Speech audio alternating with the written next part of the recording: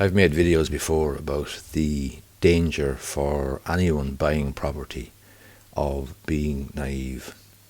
It's particularly acute. The danger is particularly acute if you're a first-time buyer or if you're buying in Ireland from abroad. It's one of the biggest things that you really need to guard against. And I've heard one or two difficult stories, to put it mildly, of people who naively purchased the property and basically believed everything that they were told, regardless of who told them the statements that they relied on. And they bought it basically hook, line and sinker. And they're now in a difficult position in terms of having bought a property, which second-hand property, it's a question of buyer beware, caveat emptor, and it's going to be very, very difficult for them to rescue the situation. Some of us appear to be built or are born with some sort of an inbuilt bullshit meter, some sort of an inbuilt skepticism and an aversion to trusting things as they are claimed or appear to be. Some of us are more trusting with a willingness to believe greater quantities of what we're told.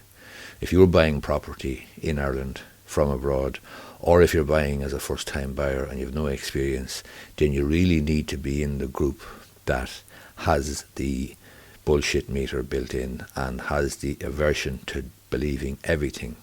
You can believe some stuff, you can accept some stuff, but my view would always be to trust or believe but verify.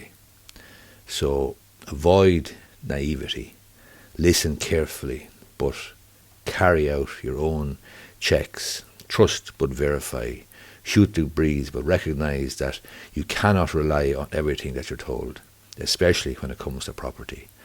Let's face it, if you have a poor property that will be difficult to sell and you're looking at a sort of a financial millstone around your neck for the next 10 or 20 years, it's going to be easy for you to tell a few porkies, a few white lies. It's going to be easy for you to over-egg the pudding. It's going to be easy for you to exaggerate or engage in some hyperbole. So if that's the case, you make sure that you're not the person walking into such a situation. If you're a potential buyer walking into this sort of a situation, I hope you can see the problem that might arise.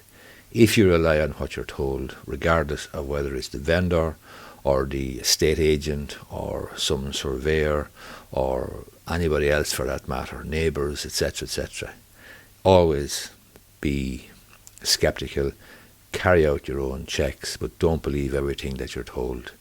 If you do, then you're going to be in difficulty and you may well wade into a situation where you make an investment, your dream home will quite frankly become a nightmare. So believe nothing, do your own research, carry out your own checks, get a survey from a trusted surveyor or engineer, and remember that if you're buying especially a second-hand house, you do buy it in the condition that it's in. It's very much a question of caveat emptor, let the buyer beware. So trust but verify. That's what I believe you should do. And you need to guard against and avoid naivety in believing everything that you're told, because there's too much at stake, both for the vendor and for the purchaser. I hope you find this video useful. If you do, I'd appreciate if you gave it a thumbs up down below.